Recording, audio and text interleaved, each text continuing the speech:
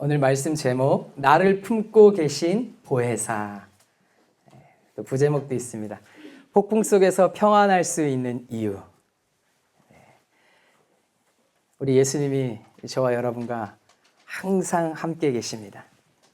안위 계신 적이 없으신 주님이세요.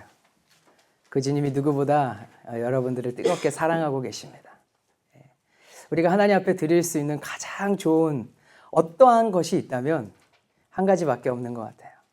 주님 사랑해요. 진심을 전심을 다해 주님한테 고백하는 그 고백인 것 같습니다. 늘 여러분들 삶 가운데 주님께 사랑하는 그 고백 끊이지 않게 예배하며 나아가시는 저와 여러분들 되기를 간절히 소망합니다. 우리는 만나고 헤어지는 끝없는 인간관계의 가정 가운데 살아갑니다. 특히 이민 생활을 하다 보면요, 생소한 이 나라에서 같은 한국말을 쓰고 그것도 같은 문화와 같은 세대를 경험했던 사람들을 만나게 되면요, 하나님이 보내주신 사람이구나 하면서 마음을 주며 정을 쌓으며 그렇게 관계를 이어갑니다. 그런데 꼭 친해져서 좋을만 하면 어떻지요? 여러 가지 이유로 상황으로 헤어져야 하는 상황을 맞닥뜨리게 됩니다. 너무 아쉬운 상황이 오게 되죠. 너무나 속상하고 슬프고 말로 다 할 수 없는 아쉬움의 감정에 사로잡힌 적이 아마 다 있으실 겁니다. 이렇게 사람에게는 누구나 헤어짐 앞에서 감정이 흔들리기 마련입니다. 그런데 더군다나 내가 의지하고 든든하게 생각했던 사람과 헤어지게 되면 슬픔을 넘어서 불안한 마음과 두려워하는 감정에 사로잡힐 때도 있습니다. 자, 오늘 본문 말씀의 제자들의 상황이 그렇습니다. 모든 것을 버리고 따랐던 스승. 3년 동안 옆에서 보면서 배우고 엄청난 기적을 경험하면서 정말 생명 걸고 따랐던 그 예수님께서 이제 곧 떠난다라고 말씀하시는 이 상황. 제자들의 마음은요, 순식간에 어두워졌습니다. 하늘이 무너지는 것 같은 공포가 밀려오고요, 그들은 걱정, 근심, 두려운 마음으로 가득했습니다. 이때에 예수님은 제자들을 위로하셨습니다. 십자가의 죽음을 눈앞에 두고 계신 예수님께서는 위로하실 뿐만 아니라 보혜사 성령님을 보내주신다라고 약속하시고, 나의 평안을 너희에게 주노라, 근심하지도 말고 두려워하지도 말고 평안하라 말씀하시면서 믿고 순종함으로 사는 자는 세상을 이길 것이라는 영적인 유업까지 남겨주셨습니다. 오늘 본문에서 예수님이 하신 말씀 세 가지를 순서대로 보면요, 먼저 보혜사 성령님을 약속하셨고요, 그 다음에 평안을 말씀하시고, 그 다음에 마지막으로 순종과 승리를 말씀하셨습니다. 이 말씀의 제자들보다 우리가 더 은혜를 누리는 이유, 우리는 제자들이 몰랐던 십자가의 완성과 부활의 성취와 성령의 내주하시는 실체를 다 알고 믿고 경험하며 살아가고 있다는 점입니다. 우리는 제자들처럼 보혜사를 기다리는 입장이 아니라 보혜사 성령을 받은 자들입니다. 이렇게 우리는 은혜를 입었는데요. 그런데 여러분 중에 예수님이 어떻게 될까 봐 혹시 걱정하시는 분들 여기 계신가요? 혹시나 예수님이 떠나고 안 보이시는 거 아닐까? 도망가시는 거 아닐까? 아니면 시간이 지나다 보면 하나님이 이 세상에 사탄한테 져서 패배하시는 거 아닐까? 그렇게 근심하시는 분들 혹시 계신가요? 혹여나 예수님이 다시 오시지 않으시면 어떻게 하지라고 하면서 밤새 시달리는 분들 계신가요? 없으시죠? 할렐루야. 네. 우리가 제자들보다 더한 은혜를 입어서 아는 것이 더 많고 더 믿음을 가진 듯 보이지만요, 어찌 보면 지금 말씀에서 제자들이 걱정하고 있는, 근심하고 있었던 것보다 한참 한심하고 수준 낮은 것들로 더 마음고생하고 있지는 않은지 생각해 보기 원합니다. 우리는 성경의 인물들을 보면서 연약하고 부족한 모습을 보면서 한심하다라고 생각하는데, 오늘 모습도 아이고 예수님이 그렇게 함께 하시는데 뭘 걱정하고 두려워하냐 할 수 있는데, 굳이 주님은 비교하시지 않으시지만 우리가 굳이 더 은혜 입은 자로서 말씀과 더 은혜 있고 더 축복받은 자라는 걸 깨닫기 위해서 한번 제자들의 상황과 비교해 본다면 우리는 제자들이 그 걱정하고 근심하고 염려했던 것과 비교해서 우리는 어떤 것에 마음을 빼앗기고 걱정하고 있는지 한번 돌아보기 원합니다. 제자들은 지금 모든 것을 버렸습니다. 가족도 버리고 생계도 버리고 예수님을 따랐습니다.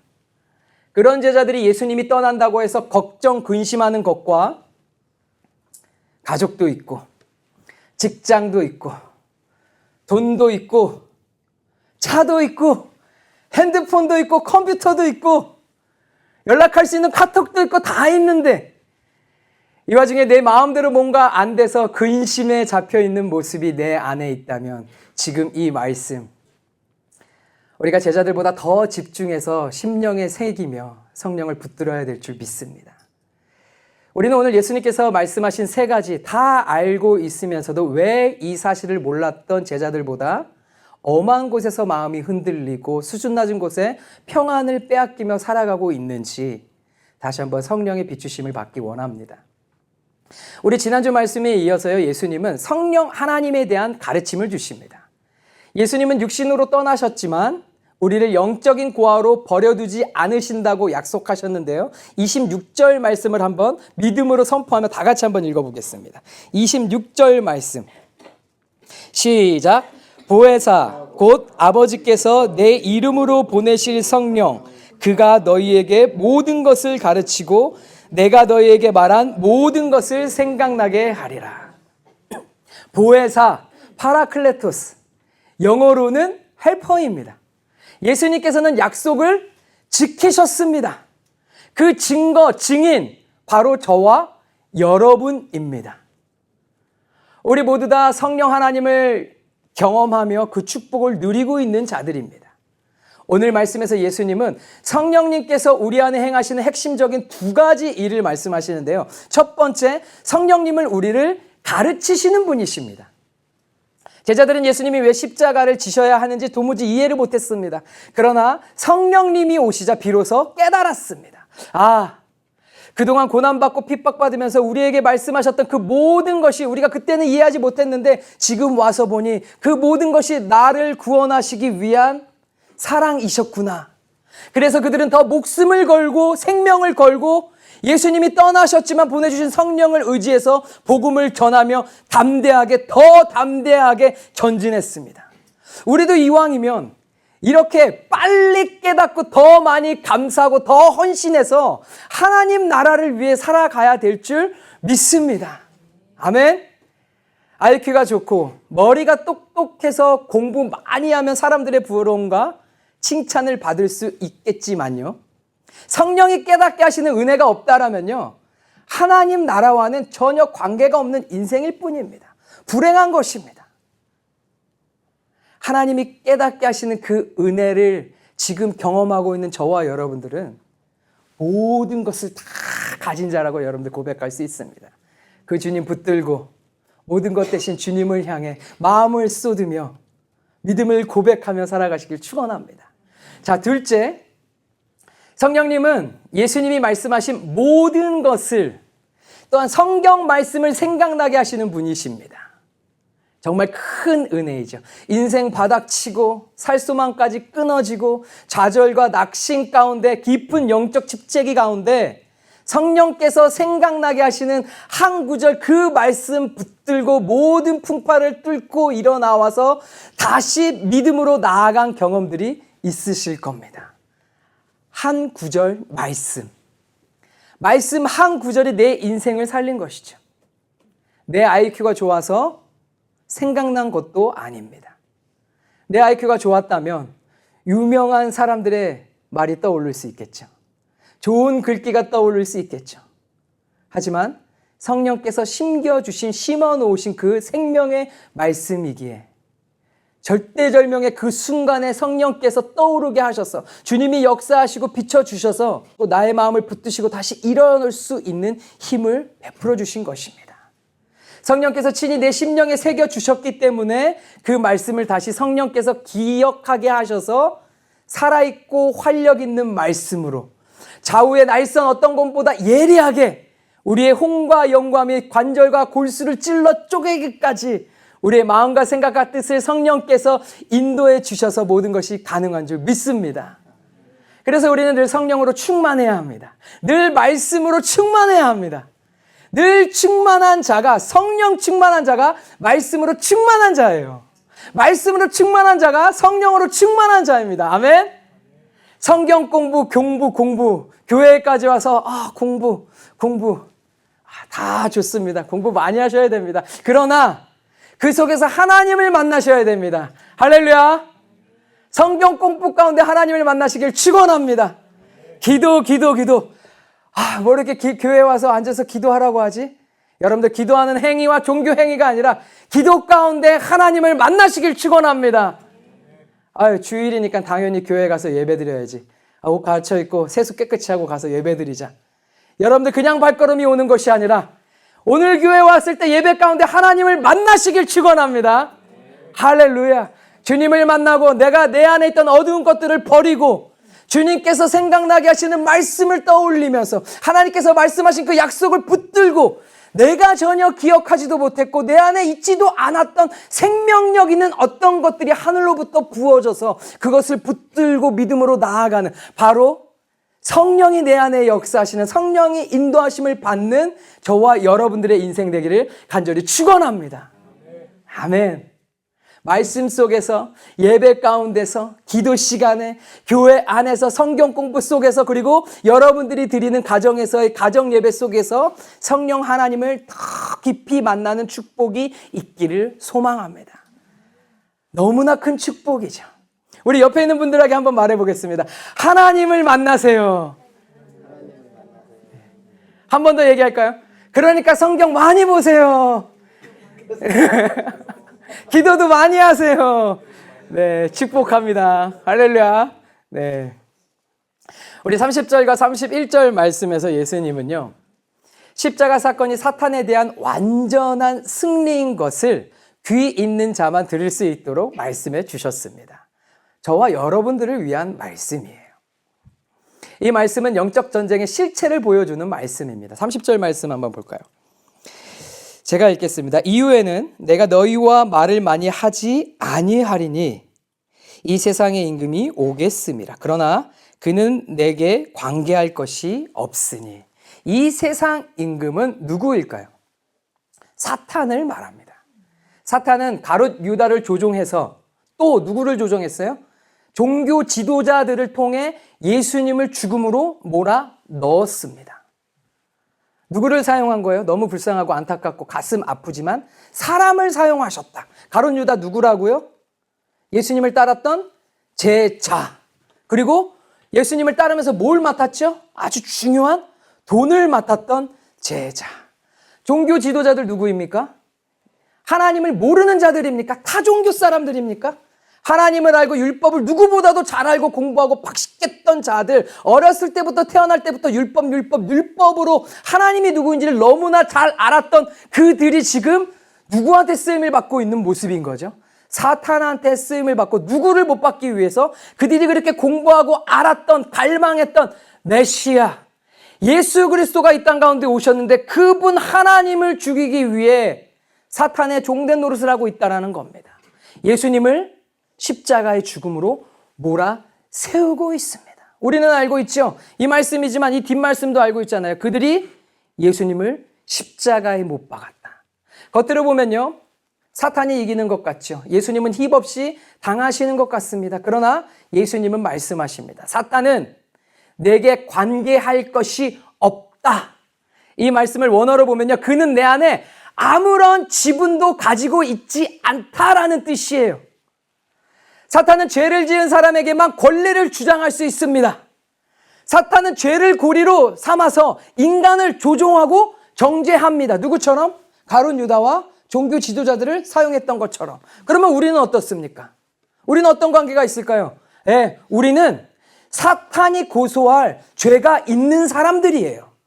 그러면 우리도 그렇게 쓰임받고 그렇게 살아가게 될까요? 그러나 그 모든 죄값을 예수 그리스도께서 십자가에서 대신 지셨기 때문에 다 나의 모든 죄를 사해 주셨기 때문에 우리는 예수님께 속한 하나님의 자녀.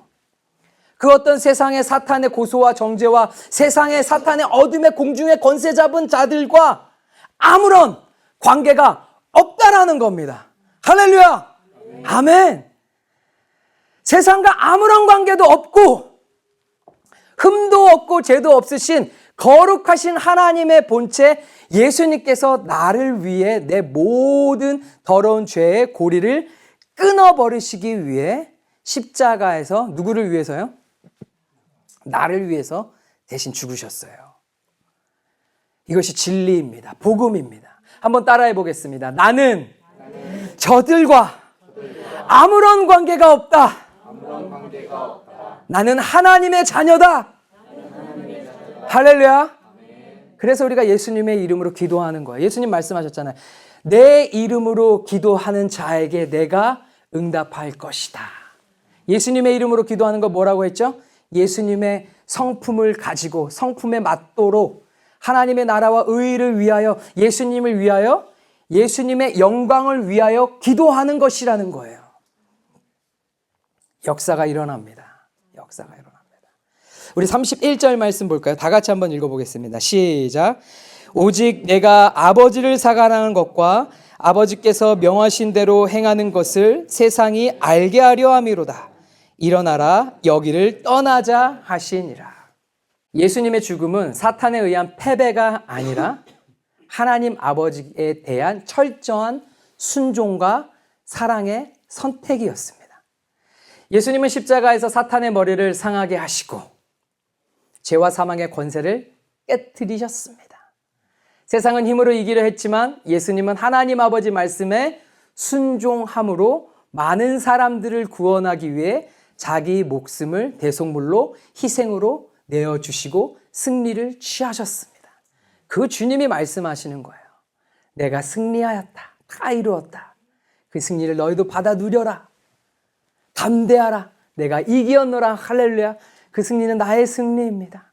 속지 마세요. 왜요? 저들은 나와 아무런 관계가 없다. 나는 누구와 관계가 있고 누구께 속하는 사람입니까? 하나님 아버지, 예수 그리스도, 내 안에는 영원한 생명이 있습니다. 영원한 죽음이 아닌 영원한 생명인 것이에요. 그 주님을 붙들 때에 소망이 있는 것입니다.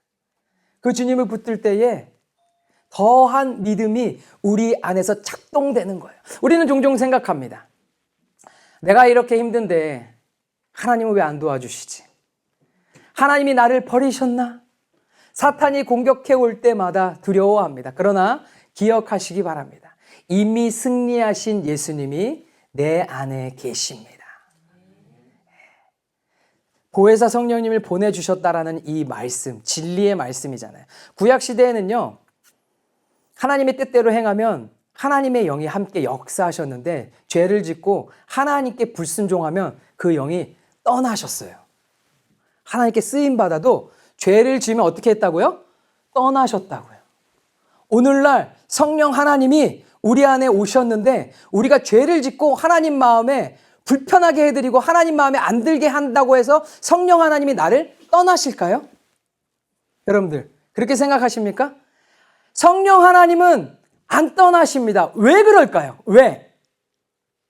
내가 미워 보이고 내가 나쁜 짓을 하고 죄를 지어도 예수님께서 이미 십자가에서 나의 모든 죄를 사해 주셨기 때문에 나는 그 예수님을 믿기 때문에 성령님은 어떻다고 예수님 말씀하셨잖아요. 한 번 사랑하되 끝까지 사랑하시기 때문에 오시면 떠나지 않으시는 거예요. 왔다 갔다 하시면 변덕스럽고 거짓말하시고 신실하지 않은 하나님이구나. 언제든지 나를 버릴 수 있구나라고 생각한다면 두려워 떠는 것이 마땅합니다. 그러면 성경 말씀에도 그렇게 말씀하실 거예요. 너네는 두려워 떨라. 네가 죄 지으면 내가 언제든지 너를 버릴 수 있다. 내가 너희를 사탄의 손아귀에 넘겨주겠다. 주님이 그렇게 기록하실 것이지만 그렇게 말씀하신 바가 없습니다. 하나님 뭐라고 말씀하셨습니까? 사랑하시되 끝까지 사랑하신다. 그러면 나는 한번 하나님의 자녀는 영원한 하나님의 자녀이다. 네, 제가 해병대 출신이어서 이게 자연스럽게 나오네요. 한병 해병은 영원한 해병 외치는데 한 번 하나님의 자녀는 영원한 하나님의 자녀. 이 특권 어떻게 받은 겁니까? 우리가 교만할 수 없는 거 온전히 믿음으로 하나님의 은혜로, 그것도 내가 하나님을 선택한 것이 아니라 하나님이 나를 부르셔서 선택하시고 부르셔서 나를 의롭게 해주셨기 때문에 이 모든 것이 가능하다라는 거예요. 그래서 우리가 자랑할 수 있는 거는 예수 그리스도밖에 없는 겁니다. 할렐루야. 때로는 기도했을 때 주님이 들어주시지 않으니까 답답할 때도 있죠. 하지만 하나님의 침묵이 나에게 더 좋은 것을 주시기 위한 축복의 시간이 됨을 믿고 인내함으로 더 기도를 쌓으면서 하나님의 때를 기다리며 주님 앞에 나아가야 될 줄 믿습니다. 우리는 예수님의 승리를 소유한 자들입니다. 이 세상 임금과 나는 관계할 것이 전혀 없다. 이 세상의 질서, 바벨의 질서, 이름을 알리고 성공하고 어카운트에 돈을 쌓는 그런 바벨의 시스템이 아닌 우리는 그럼 어떤 시스템 안에서 살아가야 됩니까? 온전히 성령의 성경 말씀의 성령의 법 안에서만 우리는 살아가야 되는 거예요. 우리는 무엇을 쌓아야 됩니까? 믿음을 쌓아야 됩니다. 사랑의 마음을 어디에 쌓아놓습니까? 하나님 아버지의 마음에 하늘 창고에 쌓아놔야 될 줄 믿습니다. 아멘. 십자가의 승리는 나의 것이다. 이 선포와 고백, 그리스도인만이 가능합니다. 우리 매일 아침마다 믿음의 고백하잖아요. 믿는 자들만 가능하다라는 거예요. 누구의 이름으로? 예수님의 이름으로.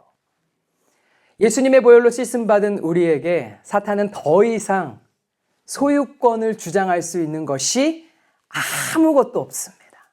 자꾸 나를 흔들고 심적으로 괴롭히는 그들에게서 여러분들 벗어나시기 바랍니다. 예수님도 그러셨잖아요. 오늘 말씀 보세요. 뭐라고 하셨어요? 31절. 일어나 여기를 떠나자. 옆에 분들이 흔들리고 시달리고 자꾸 믿음 없는 말과 행동을 보일 때 말하세요. 일어나 여기를 떠납시다. 네.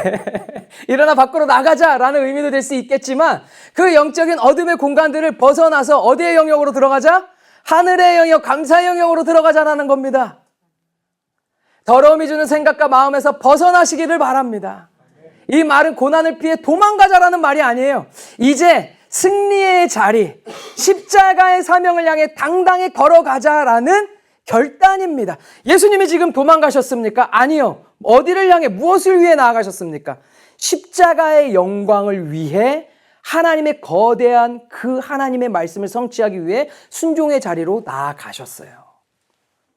주권적으로 나아가셨어요. 피해가시고 끌려가신 것이 아니라 주권적으로 하나님의 뜻대로 나아가셨다라는 겁니다. 이미 세상을 이기신 예수님과 함께 여러분의 가정으로, 직장으로, 삶의 현장으로 담대히 나아가시길 예수님의 이름으로 축원합니다. 아멘. 우리 27절 말씀을 심령에 새기면서 다 같이 다시 한번 읽어볼까요? 27절 말씀 시작. 평안을 너희에게 끼치노니 곧 나의 평안을 너희에게 주노라. 내가 너희에게 주는 것은 세상이 주는 것 같지 아니하니라. 너희는 마음에 근심하지도 말고 두려워하지도 말라. 아멘. 예수님께서는 평안을 준다고 약속하셨습니다. 자, 볼까요? 이 약속 지키셨나요? 안 지키셨나요? 예수님 평안 주신다고 했는데 이 약속 지키셨나요? 안 지키셨나요? 여러분들 이 말씀을 여러분들의 개인의 믿음으로 다 고백하고 여러분들의 말씀이라고 믿으시죠? 그렇다면 지금 여기에 기록되어 있는 예수님이 말씀하신 이 약속 여러분들 개인에게 다 지키셨나요? 안 지키셨나요? 안 지켰다라고 하시는 분 한번 손 들어 보시겠어요? 없으시죠? 이 땅 가운데 살아가면서 여러분들 한 번도 한 번도 평안한 적이 없어요. 한 번도 하늘에서 부어지는 그런 평안을 경험한 적이 없어요라고 하는 분은 없으실 거예요. 우리 어린이들조차도 주님의 다 평안을 경험한 줄 믿습니다. 그렇다면 이 약속을 하나님이 지키셨습니다. 여러분들 마음에 예수님께서 주신 평안 다 있으시죠? 아멘? 더욱더 차고 넘치시기를 축원합니다. 이것이 바로 샬롬입니다. 샬롬. 고대 이스라엘 백성은요, 전쟁과 침략이 반복되는 환경 속에서 살았습니다. 이 상황에서 샬롬이라고 인사하는 것은요, 만나면서 뭐라고 하는 거예요? 다친 데 없으시죠? 무사하시죠? 건강하시죠? 평안하시죠? 라는 인사말이었어요. 우리 한국인들의 인사말과 좀 비슷하지 않나요? 안녕하세요.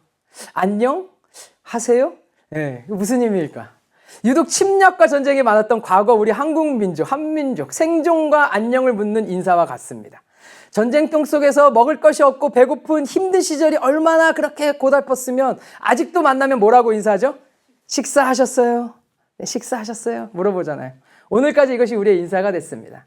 하나님께서 보호하고 지키셔서 대한민국 우리 민족이 여기까지 올 수 있었습니다. 여러분들 배고파서 먹을 거 없어서 배고픈 분들 계신가요? 아니잖아요. 일부러 이제는 안 먹잖아요. 그렇죠? 건강을 위해서 조절하고 골라 먹는 시대가 됐습니다. 한국 마찬가지입니다. 전 세계 음식 전문 셰프들이 다 만드는 그 작은 땅이지만 전 세계 음식이 다 있어요. 전문 셰프들이 다 있을 정도예요. 없는 곳이 아닙니다. 넘치는 곳입니다. 대한민국의 샬롬을 허락하신 분, 우리 하나님 아버지이십니다. 아멘. 오늘 주일이자 한국에서는 3.1절이에요. 아셨나요? 네. 일제강점기였던 1919년 3월 1일. 사실 얼마 안 됐죠. 지구 역사의 큰 역사에 보면요. 그런데 하나님께서 대한민국이 독립할 수 있도록 인도하셨습니다. 우리 한국 한민족 더욱 성령을 붙들어야 합니다. 하나님을 떠나면 평안이 없습니다. 여기가 미국이어도요. 여러분들이 미국에 살고 있다고 한국 땅을 위해서 여러분들 그냥 지나치시면 안 됩니다. 우리나라입니다.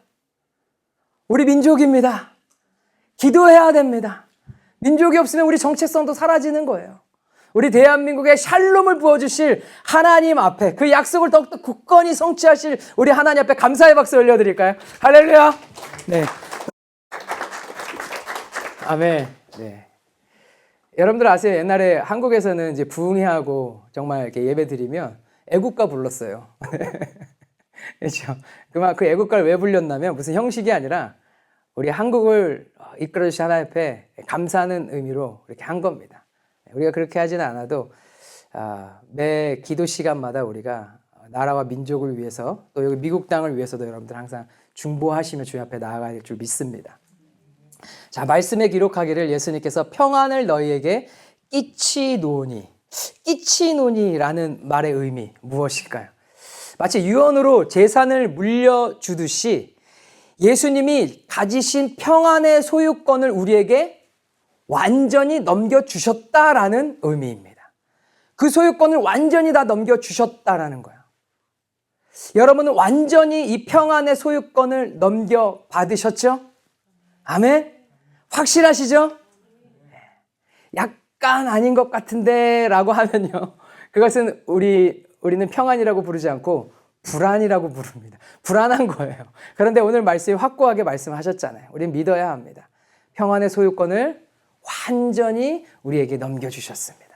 돈, 명예, 권력 이런 유들이 더 채워지면 더 평안할 수 있을 것 같은데 라고 말할 수 있지만요. 이런 것들이 더 많아지면 많아질수록 더 불안하고 더 스트레스 받고 그래서 병들고 더 죄 지으면서 심지어 여러분들 아시잖아요. 돈 많은 사람들이라고 하니까 좀 그렇죠. 여러분들도 많으신데. 네. 돈을 쫓는 사람들이, 권력에 취한 사람들이 그 자리에 간다고 해서 감사하고 만족하고 하나님께 영광을 돌리는 삶을 삽니까? 그렇지 않죠. 더 누리기 위해서 욕망을 품고 높은 권력의 자리를 차지했는데도 불구하고 자살도 하고 더 많아진 돈과 권력을 그것을 가지고 남을 짓밟기도 하고 이렇게 세상은 더 갖기 위해 욕망의 전쟁을 부추기면서 불안을 주는 것을 우리는 너무나 잘 알고 있습니다. 그러나 예수님께서 주시는 평안은 완전히 다릅니다. 어떤 것과도 비교할 수 없는 평안. 세상이 알 수도 없는 평안. 자유, 기쁨, 감사, 영원히 살게 하는 생명이 담긴 평안이 예수님이 주시는 평안. 우리에게 모든 소유권을 넘겨주신 내 안에 있는 평안이다라는 거예요. 내 안에 있으니까 그것을 누려야 합니다. 예수님은 이미 주셨습니다. 오직 믿음만 있으면 이 평안은 나에게 완전히 소유권이 넘어온 것입니다. 평안한 자는 예수님과 친한 자입니다. 성령의 인도하심을 받는 자가 평안한 자입니다. 한번 따라해 보겠습니다. 평화는 예수님과의 친밀한 관계다. 사랑하는 사람과 떨어져 있으면 여러분들 어떻습니까? 불안하죠? 옆에 있는 분들 한번 얼굴을 보세요. 네. 연애할 때 항상 같이 있고 싶어 하셨죠? 지금도 그렇잖아요. 그렇죠? 갑자기 너무나 조용해집니다. 지금도 그렇잖아요. 우리는 신랑 대신 예수님과 늘 같이 거해야 합니다. 성령님은 지금 내 안에 찾아와 계세요. 예수님께서도 하나님 아버지와 늘 함께 하셨습니다. 그래서 수많은 권력자들이 죽이려 할 때, 덤벼들 때에도 예수님은 평안하셨습니다. 오늘 말씀도 예수님은 지금 고통스러운 십자가 죽음을 바로 앞에 두고 계신데도 불구하고 어떤 상황이셨죠? 평안하셨어요. 아무렇지도 않으셨어요. 나의 평안을 너희에게 주노라. 예수님도 하나님 아버지와 완벽한 신뢰 관계 속에 있었기 때문에 폭풍우가 몰아치고 벼랑 끝에 서 있는 상황에서도 고요한 호수와 같이 평안을 유지하며 우리에게 평안의 소유권을 완전히 넘겨주신 것입니다. 내 안에 거하시는 성령의 음성에 더 귀 기울이시고 더 친밀하고 더 평안을 누리는 성령 충만한 우리 성도님들 되시기를 축원합니다. 아멘. 제가 그림 예화 하나를 소개해 드리겠습니다. 여기 평화를 주제로 한 풍경화 그림 4점이 있습니다. 제가 임의로 예화를 잘 설명하기 위해서 가지고 왔습니다. 자, 하나, 둘, 셋, 넷. 그림 4점이 보이시죠? 너무 멀어서 좀 잘 안 보이시나요? 네. 한번 얼핏 보더라도 한번 보세요. 이 주제가 뭐냐면 평화입니다. 평화. 이 그림 중에 어떤 그림이 가장 평화를 잘 나타낸 그림이라고 여러분들 생각하시나요? 마음속에 한번 번호를 생각해 볼까요? 1번, 2번, 3번, 4번. 마음속에 숫자 하나를 딱 떠올려 보세요. 옛날 옛적에 한 무리의 화가들이 최고의 평화로운 풍경화 그림을 선정하기 위해서 미술 대회를 열었습니다. 그들은 평화를 가장 잘 표현한 풍경화를 가지고 대회에 참석했습니다.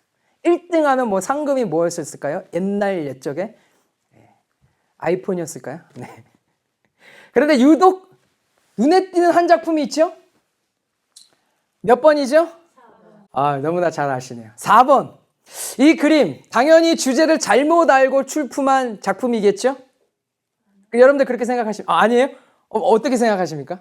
평화로운데요. 왜 어떤 부분 때문에요? 글쎄요. 저는 그냥 평화롭게 보여요. 믿음의 눈이 열리셨습니다. 할렐루야. 네, 이렇게 맞추시니까 좋습니다. 이 작품이 4번 작품이 1등 대상을 받았습니다. 네. 믿음의 눈을 열어서 보시면 뭐 이유가 필요 없으시겠지만 이유가 궁금하실 거예요. 자, 여러분들 여기에 바위 틈에 숨어 있는 작은 새가 보이십니까? 제가 좀 더 확대해 잘 안 보이시죠? 네, 여기 바위 틈에 지금 새 한 마리가 있어요. 그림상 자세히 보이지는 않지만요. 이 작은 새는 어미새인데요. 품 안에 새끼를 품고 있습니다. 이 어둡고 거친 이 상황에서 젖은 나뭇가지 둥지 안에서 작은 새 한 마리가 어미 품 안에 안겨서 곤히 잠들어 있습니다. 이 아기 새 한 마리로 평화를 가장 잘 나타낸 작품으로 인정받아서 1등 했습니다. 이 새끼 새에게 있어서요, 이 전쟁터 같은 상황은 아무런 상관이, 아무런 관계가 없었습니다. 지금 나를 감싸고 있는 어머니의 따뜻한 품이 이 새끼 새에게는 말로 표현할 수 없는 최고의 평안을 누리게 하는 것이에요.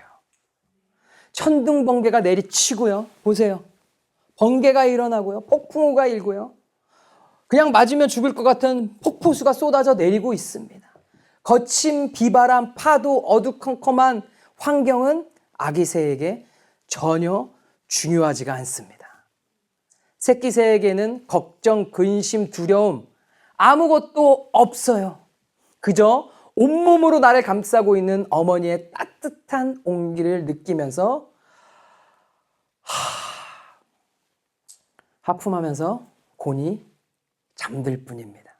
언제나 나와 함께 하시는 보혜사 성령 하나님, 나를 그 크신 품으로 꽉 안고 계시는 성령 하나님, 이것이 바로 예수님께서 주시는 진정한 샬롬, 평화입니다. 이 세상 어둠의 영들은 우리의 믿음을 빼앗기 위해서 이 그림 풍경과 같이 쉴 새 없이 폭풍으로 공격하고 번개를 날리면서 우리를 전쟁터 가운데 빠뜨리려고 하고 있습니다. 영적 전쟁입니다. 안녕하지 않고 샬롬이 보이지 않을 때까지 절망 가운데 있는 인생 속에서 마음 둘 곳 없는 현실을 살아가고 있을 때도 있다라고, 외롭게 느껴지고 두려움이 느껴질 때도 있습니다. 그러나 여러분들 반드시 기억하시기 바랍니다. 하나님께서 지금 나를 품고 계세요. 나는 주의 품에 안겨 있는 자입니다. 이제 그만 저것들에게 신경 쓰지 않으셔도 됩니다. 마음 뺏기지 않으셔도 됩니다. 잠에서 깨어나지 마세요. 이제 곤히 평안한 단잠을 주무시기 바랍니다. 모든 풍파, 비바람 하나님이 다 막고 계십니다. 지금 내가 해야 할 일 믿고 평안히 주 품에 안겨 잠들면 됩니다. 주의 품 안에서 잠잠히 거하면요, 나를 향한 하나님 아버지의 두근거리는 심장 소리를 들을 수 있습니다.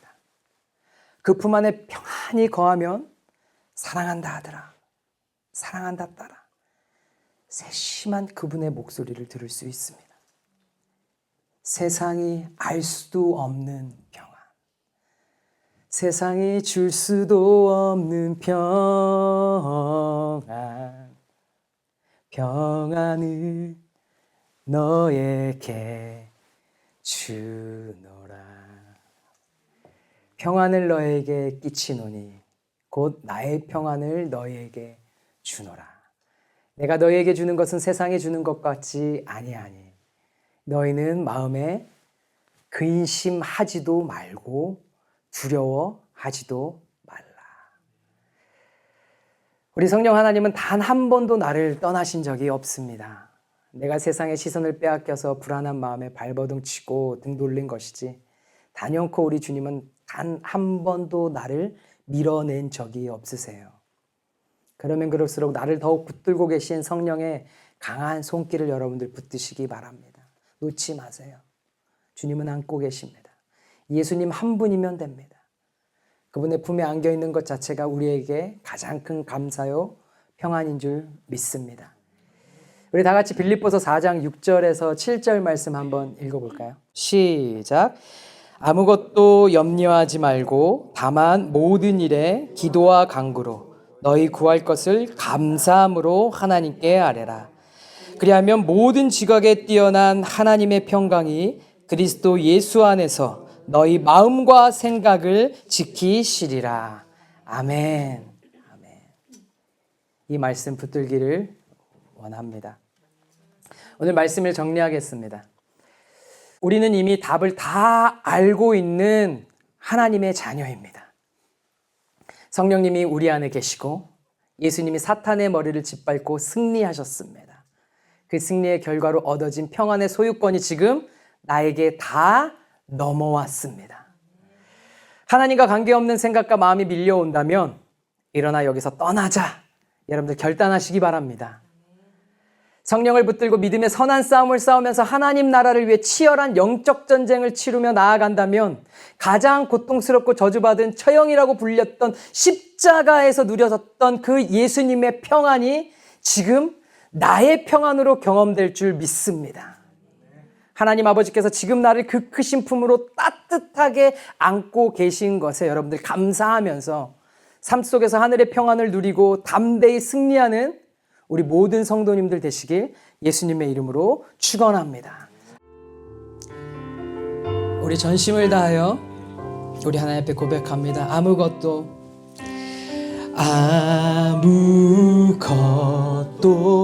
두려워 주 나의 하나님이 지켜주시네. 놀라지 마라 겁내지 마라 주님 나의 심령에 나에게 선포하며 다시 한번 아무것도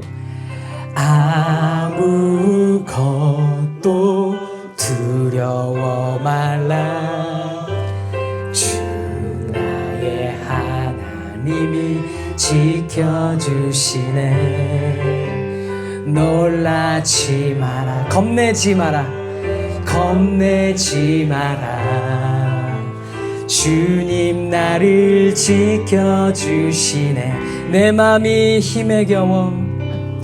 내 맘이 힘에 겨워 지칠지라도 주님 나를 지켜주시네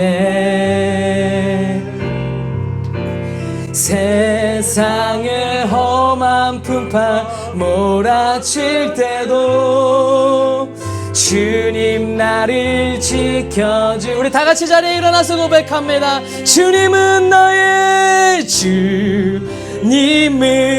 나의 삶 나를 안아주고 계신 주님은 나를 품고 계신 하나님 주님은 나의 소망 나의 힘이 다시 한번 결단하며 고백합니다 내 맘이 힘에 겨워 지칠지라도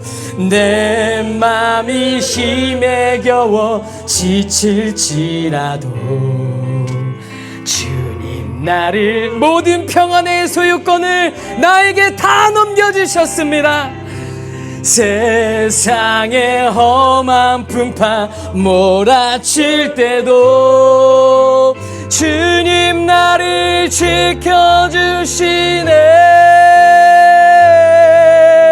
주님은 나의 산성